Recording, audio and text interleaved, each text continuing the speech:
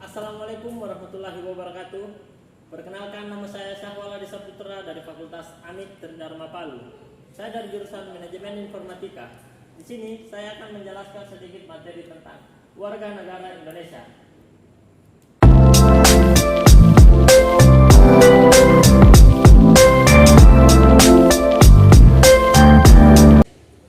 Nah, di sini pertama istilah dan pengertian warga negara. Istilah warga negara dari bahasa Inggris citizen atau warga kota. Warga negara diartikan dengan orang-orang sebagai bagian dari penduduk yang menjadi unsur negara. Sebagai unsur hakiki atau unsur pokok dari suatu negara, status kewarganegaraan menimbulkan hubungan timbal balik antar warga negara dan negaranya. Pentingnya warga negara sebagai salah satu unsur pokok negara sangat disadari oleh bangsa Indonesia sehingga peraturan tentang warga negara adalah termasuk salah satu undang-undang yang perlu segera diwujudkan. Hal ini dibuktikan dengan dikeluarkannya Undang-Undang Nomor 3 Tahun 1946 tentang warga negara, penduduk negara yang ditetapkan pada tanggal 10 April 1946 dalam situasi negara yang belum stabil. Menurut pasal 1 UU Nomor 3 Tahun 1946, yang dimaksud dengan warga negara Indonesia adalah di sini yang Undang-Undang Nomor 3 Tahun 1946, orang asli dalam daerah negara Indonesia. Yang kedua, orang yang tidak masuk golongan tersebut di atas akan tetapi turunan dari seorang dari golongan itu yang lahir dan bertempat kedudukan dan kediaman di dalam daerah negara Indonesia dan bukan orang turunan dari seorang dari golongan termaksud yang lahir dan bertempat kedudukan dan kediaman selama setidaknya 5 tahun berturut-turut, yang paling lahir di dalam daerah negara Indonesia, yang telah berumur 21 tahun atau lebih, atau yang telah kawin, kecuali jika ia menyatakan keberatan menjadi warga negara Indonesia karena ia adalah warga negara lain. Yang ketiga, orang yang telah mendapatkan kewargaan negara Indonesia dengan secara naturalisasi. Lanjutannya, anak yang sah atau diakui dengan cara sah oleh bapaknya, yang pada waktu lahirnya bapaknya mempunyai kewarganegaraan negara Indonesia. Anak yang lahir setelah bapaknya yang mempunyai kewarganegaraan Indonesia meninggal dunia. Anak yang hanya oleh ibunya diakui dengan cara yang sah, yang pada waktu lahirnya mempunyai kewarganegaraan Indonesia. Anak yang diangkat dengan cara sah oleh seorang warga negara Indonesia. Anak yang lahir dalam daerah negara Indonesia yang oleh bapak maupun ibunya tidak diakui dengan cara yang sah. Anak yang lahir di dalam daerah negara Indonesia yang tidak diketahui siapa orang tuanya atau kewarganegaraan orang tuanya.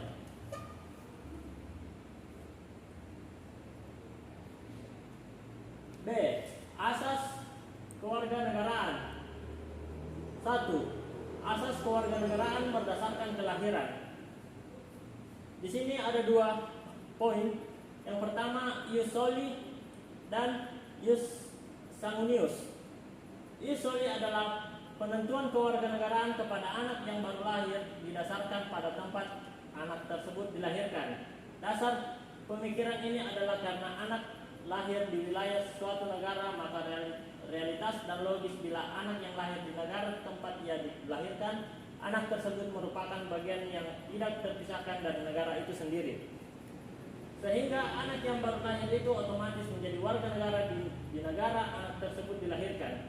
Contoh dari ius soli ini adalah ketika seorang anak itu dilahirkan di negara yang menganut asas ius soli, otomatis anak itu akan menjadi warga negara tempat dia dilahirkan tersebut. Yang kedua, ius sanguinius adalah penentuan kewarganegaraan kepada anak yang baru lahir berdasarkan warga negara orang tuanya karena hubungan darah. Dasar pemikiran ini adalah bahwa anak tidak mungkin dipisahkan dari warga negara orang tuanya. Jadi sesuatu yang manusiawi bahwa anak sebelum usia dewasa selalu dekat dengan kedua orang tuanya, baik secara fisik maupun secara sosial emosional. Contoh dari Ius Sanguinius ini, ketika anak itu dilahirkan, anak itu berhak memilih negara dari kedua orang tuanya.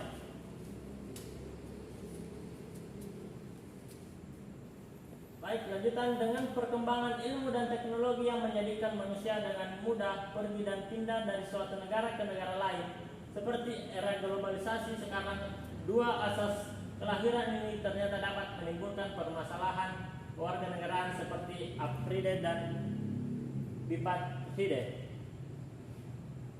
Apatride adalah seorang karena kelahirannya tidak memiliki kewarganegaraan. Hal ini terjadi bila anak yang baru lahir itu dilahirkan di negara yang menganut asas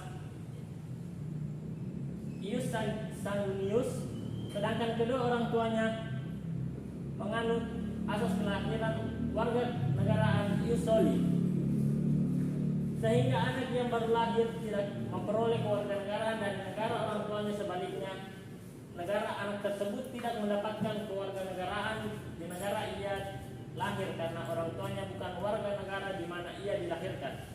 Contoh dari apatride ini, ketika anak itu lahir di tempat, ketika suatu anak lahir contohnya di negara Indonesia yang tidak menganut asas Ius Sanguinius, sedangkan orang tuanya yang tinggal di negara ia dilahirkan menganut asas Ius Soli, disitulah anak itu tidak mendapatkan kewarganegaraannya. Bipatride adalah seorang yang karena kelahirannya memperoleh dua kewarganegaraan. Kadang ini dapat terjadi karena anak yang dilahirkan di luar negeri dalam negara yang menggunakan asas Ius Soli, sedang kedua orang tuanya berasal dari negara asas Ius Sanguinius. Dengan kelahiran tersebut, anak yang baru lahir dicatat sebagai warga negara di negara tempat ia dilahirkan, tapi anak tersebut juga mendapatkan kewarganegaraan dari negara orang tuanya karena anak tersebut merupakan garis keturunan dari kedua orang tuanya. 2. Asas kewarganegaraan dari perkawinan. Asas kesatuan hukum bahwa asas yang memberikan kebebasan kepada pihak-pihak yang melangsungkan perkawinan untuk memutuskan pilihan hukum yang sama, sehingga dalam satu ikatan keluarga tidak terjadi perbedaan atau pertentangan hukum di antara keduanya. Asas persamaan derajat adalah asas yang memberikan kebebasan kepada suami istri yang berlainan status kewarganegaranya untuk mempertahankan status warga negara yang dimiliki atas dasar persamaan derajat antar laki-laki dan perempuan. Dengan kata lain, bahwa perkawinan tidak menjadikan seorang akan kehilangan kewarganegaraannya, meskipun perkawinan tersebut dilakukan oleh laki-laki dan perempuan dari warga negara yang berbeda.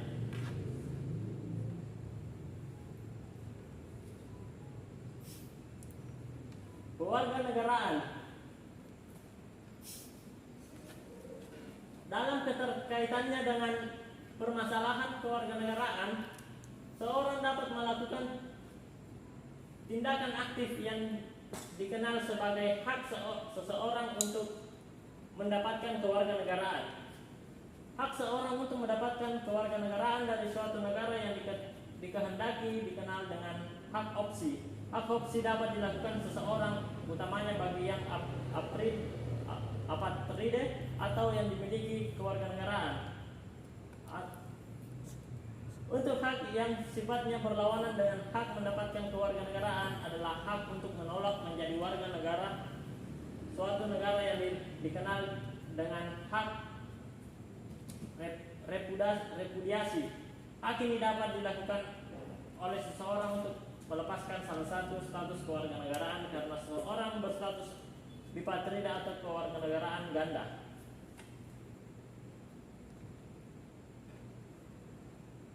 Di sini ada contoh dari naturalisasi.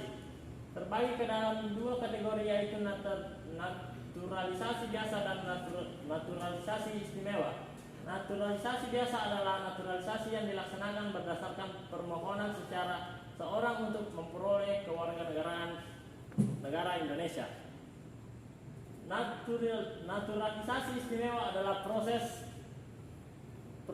kewarganegaraan yang diberikan negara kepada seseorang karena dinilai telah berjasa kepada negara. Contohnya itu seperti Christian Gonzalez yang menjadi naturalisasi istimewa yang diberikan kepada negara Indonesia untuk menjadi seorang warga negara Indonesia.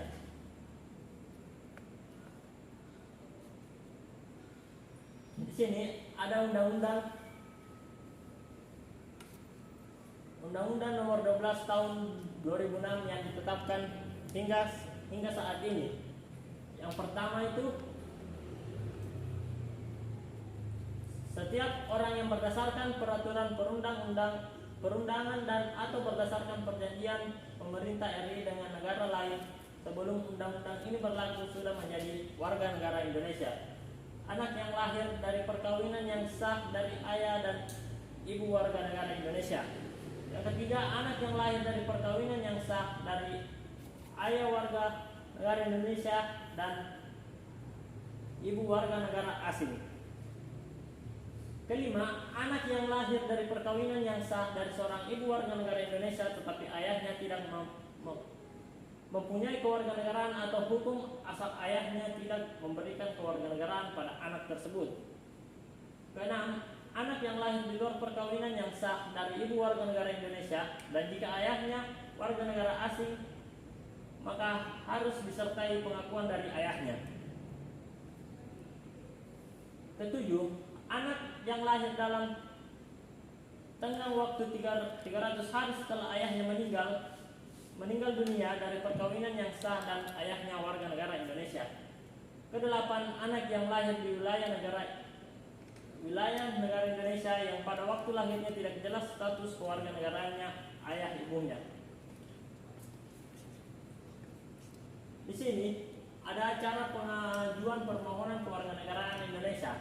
Yang pertama itu permohonan diajukan secara tertulis dalam bahasa Indonesia ditujukan kepada Presiden melalui Menteri, pasal 10. Dilanjut disampaikan kepada pejabat dan kemudian Menteri meneruskan permohonan kepada Presiden dalam jangka waktu 3 bulan terhitung sejak diajukan permohonan. Terus Presiden dapat mengabulkan atau menolak permohonan kewarganegaraan. Mengabulkan permohonan dituangkan dalam Kepres. Kepres setelah ditetapkan paling lama 3 bulan sejak diterima oleh Menteri dan diberikan kepada permohonan 14 hari sejak proses ditetapkan. Permohonan harus mengucapkan sumpah atau janji setia. Setelah itu menyerahkan semua dokumen ke kantor keimigrasian. Terus salinan Kepres dan berita acara sumpah atau janji merupakan bukti sah kewarganegaraan Republik Indonesia. Menteri mengumumkan nama orang tersebut dalam berita negara Indonesia. Baiklah, yang ketiga, warga negara Indonesia akan kehilangan kewarganegaraannya jika yang bersangkutan yang pertama memperoleh kewarganegaraan lain. Yang kedua, tidak menolak atau melepaskan kewarganegaraan lain. Ketiga, dinyatakan hilang kewarganegaraannya oleh Presiden atas permohonannya sendiri. Keempat, masuk ke dalam dinas tentara asing tanpa persetujuan Presiden. 5. Secara sukarela masuk dalam dinas negara asing. Yang keenam, secara sukarela mengangkat sumpah atau janji setia kepada negara asing. Yang ketujuh, turut serta dalam suatu pemilihan ketatanegaraan negara asing. Yang kedelapan, mempunyai paspor atau surat bersifat paspor negara asing. Yang kesembilan, tinggal di luar negeri atas kehendak sendiri dan dengan sengaja tidak menyatakan keinginan menjadi warga negara Indonesia dalam kurun 5 tahun dan 5 tahun berikutnya tidak menyatakan diri sebagai warga negara Indonesia meskipun sudah ada pemberitahuan tertulis. Baiklah, sekian dari materi yang saya sampaikan. Jika ada kata-kata salah, mohon dimaafkan. Wabillahi taufiq wal hidayah. Wassalamualaikum warahmatullahi wabarakatuh.